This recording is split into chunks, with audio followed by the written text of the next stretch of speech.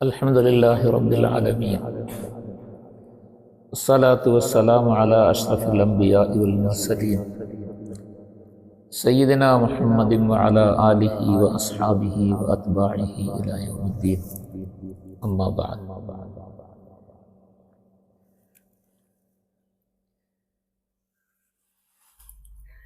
വിശുദ്ധ റമളാൻ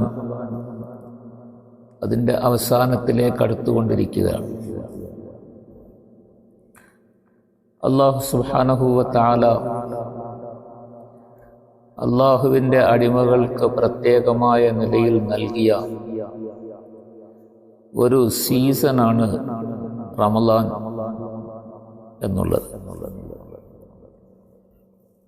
റമളാനിൻ്റെ പ്രവർത്തനങ്ങളെക്കുറിച്ച് അല്ലാഹു സുബ്ഹാനഹു വ തആല വിശുദ്ധ ഖുർആനിൽ വിവരിച്ചപ്പോൾ പ്രധാനമായും നോമ്പിനെ സംബന്ധിച്ചാണ് പറഞ്ഞത് എങ്കിലും അതിൻ്റെ കൂട്ടത്തിൽ മറ്റ് പല കാര്യങ്ങളും അല്ലാഹു തആല ഓർമ്മപ്പെടുത്തുകയുണ്ടായി.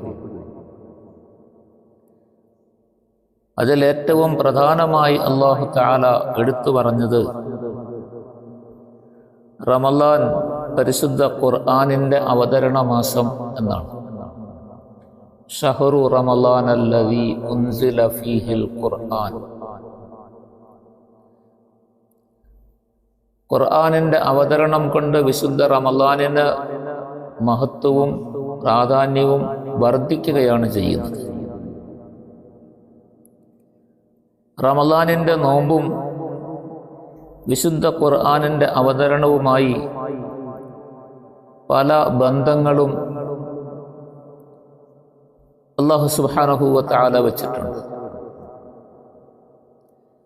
റമളാൻ അല്ലാഹു സുബ്ഹാനഹു വ തആല അല്ലാഹുവിൻ്റെ അടിമകളെ അല്ലാഹുവുമായി കൂടുതൽ അടുക്കുന്നതിനാവശ്യമായ പ്രവർത്തനങ്ങളിൽ മുഴുകുന്നതിന് നൽകിയിരിക്കുന്ന പ്രത്യേക സന്ദർഭവും പ്രത്യേകമായ ഒരവസരവുമാണ്. അത് വിശുദ്ധ റമളാനിലെ നോമ്പ് മുഖേന മനുഷ്യൻ കരസ്ഥമാക്കണം. സ്വാഭാവികമായ നിലയിൽ മനുഷ്യൻ സാധാരണ ചെയ്തുകൊണ്ടിരിക്കുന്ന, സാധാരണ അനുഭവിച്ചു കൊണ്ടിരിക്കുന്ന അവൻ്റെ സുഖങ്ങളെ, അനുഭൂതികളെ ഒരു നിയന്ത്രണം ഏർപ്പെടുത്തി അതിന് സമയബന്ധിതമായ നിലയിൽ മാറ്റം വരുത്തുകയാണ് അല്ലാഹു തആല നോമ്പ് മുഖേന ചെയ്തത്. അങ്ങനെ നോമ്പിൽ കൂടി ഈ വ്യത്യാസം, ആഹാരപാനീയങ്ങൾ, ശാരീരിക ഇച്ഛകളെല്ലാം ഒഴിവാക്കി നിർത്തുന്നത് മുഖേന മനുഷ്യനിൽ ഒരു നൂറാനിയായ പ്രകാശവുമായി ബന്ധപ്പെട്ട ഒരു ശക്തി വരികയാണ്. എപ്പോഴും മനുഷ്യൻ നന്മകളിലേക്ക് പ്രേരിതനാകുന്നത് ഈ ഗുണങ്ങൾ ഉണ്ടാകുമ്പോഴാണ്. ഹൃദയം തെളിയുമ്പോഴാണ്, ഹൃദയം പ്രകാശമുള്ളതാകുമ്പോഴാണ്, ഹൃദയത്തിൽ അല്ലാഹുവിൻ്റെ ചിന്ത ശക്തമാകുമ്പോഴാണ് നന്മകളിലേക്ക് മനുഷ്യൻ കൂടുതൽ പ്രേരിതനാകുന്നതും തിന്മകളെ ഉപേക്ഷിക്കാൻ മനുഷ്യൻ നിർബന്ധിതനാകുന്നത്. എത്ര കൂടുതൽ ആ പ്രകാശത്തിന് ശക്തി വർദ്ധിച്ചു വന്നുകൊണ്ടിരിക്കുമോ അതനുസരിച്ച് മനുഷ്യൻ തിന്മകളിൽ നിന്ന് പൂർണ്ണമായും സ്വയം ഒഴിവാവുകയും തിന്മകളിൽ നിന്ന് ഒഴിവാകാൻ അവനെ പ്രേരിപ്പിക്കുന്ന ഒരു ഘടകം അവൻ്റെ ഹൃദയത്തിൽ ബലപ്പെടുകയും ചെയ്യും. അത് മുഖേന പൈശാചികമായ ദുർബോധനങ്ങളെ നിയന്ത്രിക്കാനും തടയാനും മനുഷ്യന് സാധിക്കുകയും മനുഷ്യൻ തെറ്റിൽ നിന്ന് മുക്തനാവുകയും ചെയ്യും. ഇതിനാണ് അല്ലാഹു സുബ്ഹാനഹു വ തആല റമളാനിലെ ഈ നോമ്പ് നിർബന്ധമാക്കി വെച്ചത്.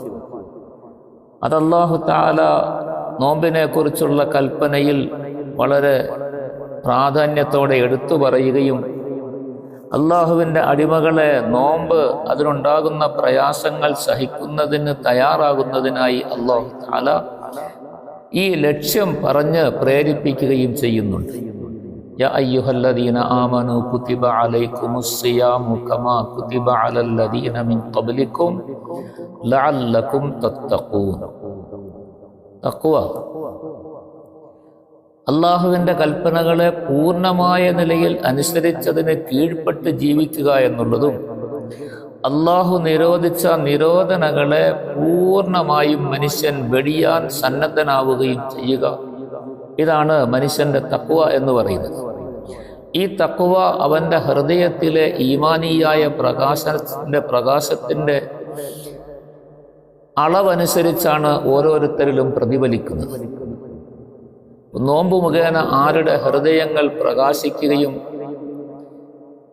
നോമ്പിന് വേണ്ടി ആഹാരപാനീയങ്ങളും ഇച്ഛകളും ഉപേക്ഷിക്കുന്നത് മുഖേന അവൻ്റെ ഹൃദയം പ്രകാശപൂരിതമാവുകയും അതിൽ കൂടി മാനസികമായ നിലയിൽ ഈമാനിൻ്റെ ബലം കൂടുതലാവുകയും ഈമാൻ ഹൃദയത്തിൽ ശക്തിപ്പെട്ട് ഹൃദയത്തിൻ്റെ കറകളെല്ലാം കഴുകി പാപത്തിൻ്റെ കറകൾ ഒഴിവാക്കാൻ കാരണമാകുമ്പോൾ മനുഷ്യന്റെ ഹൃദയം സ്വയം നന്മകളിലേക്ക് പ്രേരിതമാവുകയും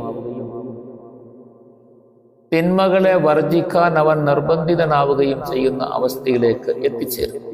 ഇതാണ് ഒരു മനുഷ്യനിൽ ഉണ്ടാകേണ്ട തഖ്വ. ഇതാണ് വിശുദ്ധ റമളാൻ കൊണ്ട് നാം എല്ലാം നേടിയെടുക്കേണ്ട ഗുണവും. അല്ലാഹു തആല ഈ ഗുണം നമ്മൾ നേടിയെടുക്കാൻ വേണ്ടിയാണ് നമുക്കും നോമ്പ് നിർബന്ധമാക്കിയത്. എന്നാൽ നോമ്പ് നിർബന്ധമായ കാലം മുതൽ സല്ലല്ലാഹു അലൈഹി വസല്ലമ തങ്ങളുടെ കാലം മുതൽ ഇന്നോളം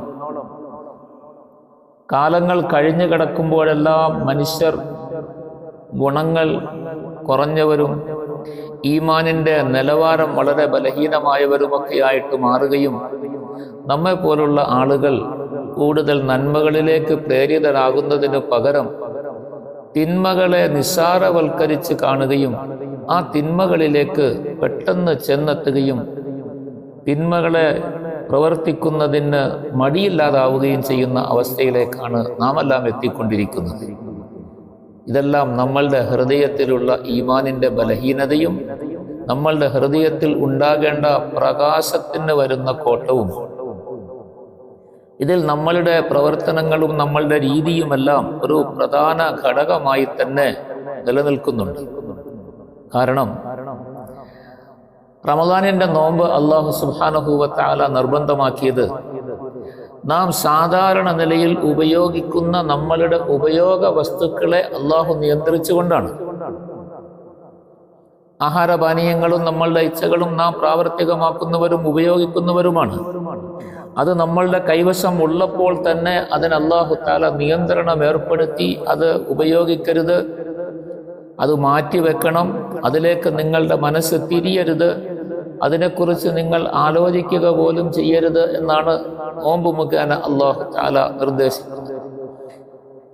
എന്നിട്ട് ആഹാരം കഴിക്കേണ്ടത് എപ്പോഴാണ്, വെള്ളം എപ്പോഴാണ് കുടിക്കാൻ അനുവാദമുള്ളത്, ഇതിനെക്കുറിച്ചെല്ലാം അല്ലാഹു തആല പറയുന്നു.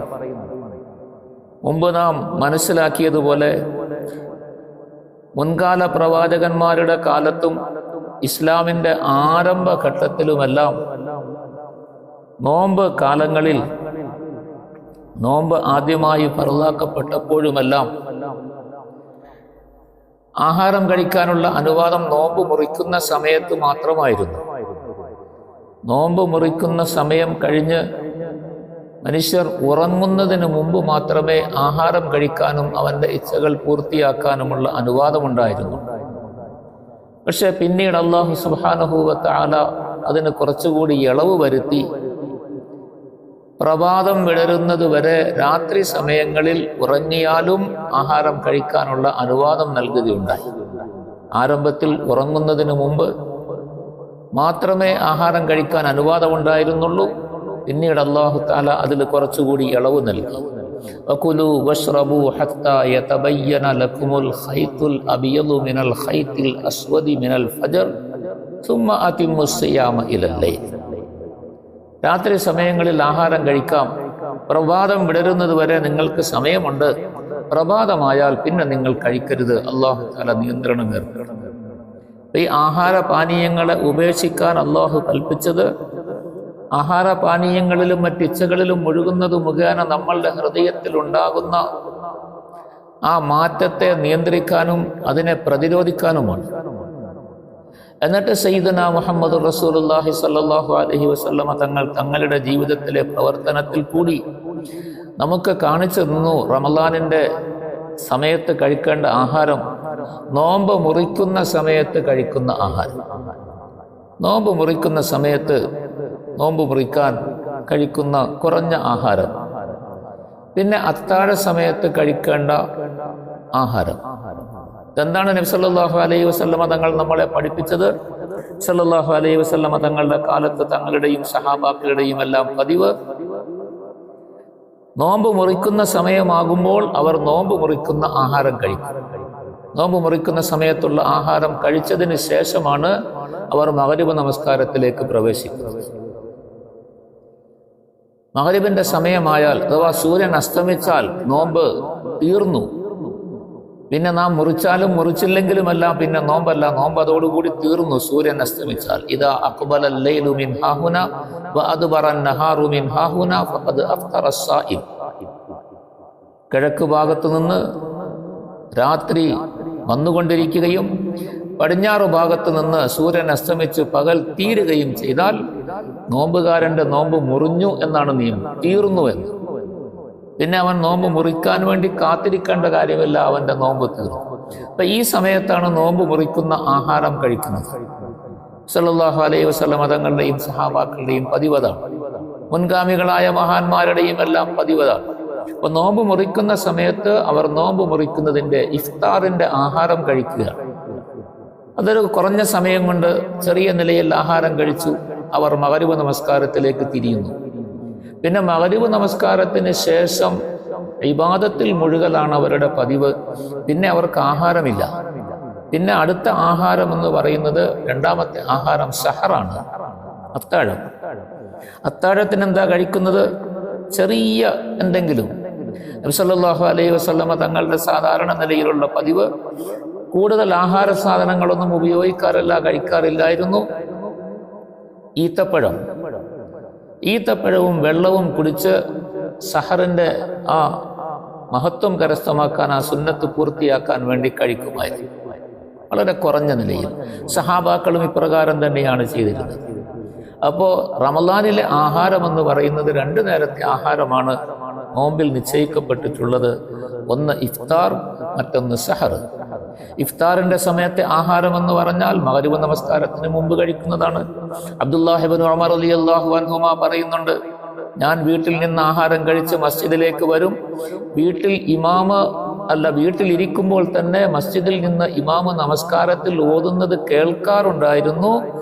കേട്ടുകൊണ്ടിരുന്ന് തന്നെ ഞാൻ ആവശ്യമായ ആഹാരം കഴിച്ചിട്ട് നമസ്കാരത്തിന് പള്ളിയിലേക്ക് വന്നെത്തുമായിരുന്നു. അപ്പൊ ഇഫ്താറിന്റെ ആഹാരം മഗ്‌രിബിന് മുമ്പ് തന്നെ കഴിച്ച് ഒഴിവാകലാണ് അവരുടെ ജോലി. അത് കഴിഞ്ഞാൽ പിന്നെ അടുത്ത ആഹാരം അത്താഴമാണ്. ഇതാണ് അല്ലാഹു തആല നോമ്പിൽ ഏർപ്പെടുത്തിയിരിക്കുന്ന നിയന്ത്രണം. ഇന്ന് നമ്മളുടെ അവസ്ഥ സ്വയം നാം തന്നെ ഒന്ന് ചിന്തിച്ചാൽ മതി. എത്ര നേരമാണ് റമളാനിൽ നാം ആഹാരം കഴിക്കുന്നത്? റമളാൻ അല്ലാത്ത കാലത്ത് പകല് 3-4 പ്രാവശ്യമാണ് കഴിക്കുന്നതെങ്കിൽ റമളാനിൽ രാത്രി നേരം വെളുക്കുന്നതിന് മുമ്പായി എത്ര പ്രാവശ്യം, എന്തെല്ലാം തരത്തിലുള്ള, എത്ര ഉയർന്ന, എത്ര കൂടിയ ആഹാരങ്ങൾ നാം മുഴുവനും കഴിച്ചു തീർക്കുന്നുവെന്ന് സ്വയം നാം ചിന്തിച്ചാൽ മതി. അപ്പൊ അതിനനുസരിച്ചായിരിക്കും നമ്മളുടെ ഹൃദയത്തിൽ ഉണ്ടാകുന്ന ഈമാനിന്റെ ശക്തിയും ഈമാനിയായ പ്രകാശവും. ആ പ്രകാശം മുഖേന നമ്മൾക്ക് നന്മകളിലേക്ക് പ്രേരിതരാകാനും തിന്മകളെ വെടിയാനുമുള്ള അവസരമുണ്ടാകുന്നത് അല്ലാഹു സുബ്ഹാനഹു വ തആല വച്ചിരിക്കുന്ന ഈ മാർഗം നമ്മൾ സ്വീകരിച്ചാലേ ഉള്ളൂ നമുക്കതിൽ മുന്നേറാൻ സാധിക്കുകയുള്ളൂ. അല്ലാഹു തആല അതിൽ മുന്നേറുന്നതിനുള്ള ഭാഗ്യം തരട്ടെ. പിന്നെ അല്ലാഹു തആല നോമ്പിനെ കുറിച്ച് പറഞ്ഞ ബാക്കി കാര്യങ്ങൾ നമുക്ക് കേൾക്കാം.